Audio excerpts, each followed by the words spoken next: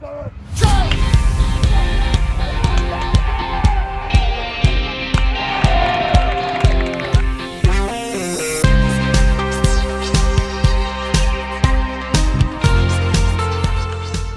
Colonials have been red hot coming into Thursday's battle to stay atop the SOL Liberty Division. After a 14-5 win against Archbishop Wood and a 15-3 win against Upper Dublin, the Colonials look to stay hot against the Abington Ghosts. After the Bats were able to establish an early lead for PW, Tom Janishek took over on the mound and was dominant. One inning away from a perfect game, Janishek took the mound, looking to finish the job. Coming into this game, I just had the mentality that I needed to come out and throw the pitches that Coach Busamici tells me to throw. It couldn't get any better. We scored over 30 runs in the past 3 games, not letting up too many. Pitching staff's doing great, fielding's great. The bats were moving today, obviously, 10 runs. Can't really ask for much more.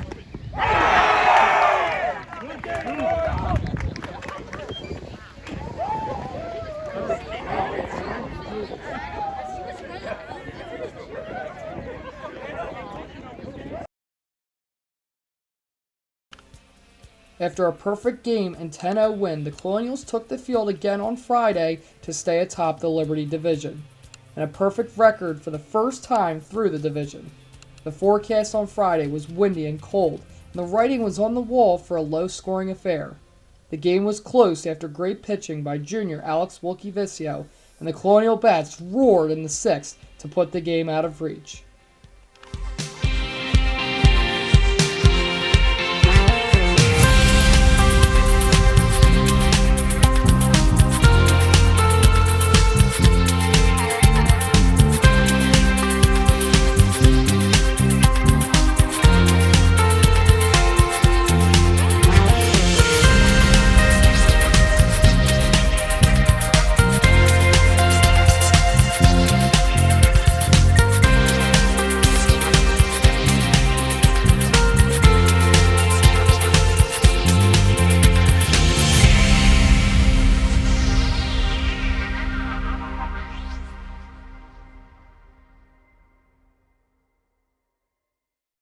So we're 7-0. That's super impressive. I mean, not a lot of teams can do that, and obviously none of the teams in our league are at that point right now. You just got to keep playing with the mindset, never back down. I was super excited to get my first league varsity start after not being able to play last year. My defense is phenomenal. I mean, they make almost every single play that comes to them. So just how Monera says, if you just put the ball in action, you got a terrific defense behind you that can just back you up and make every play.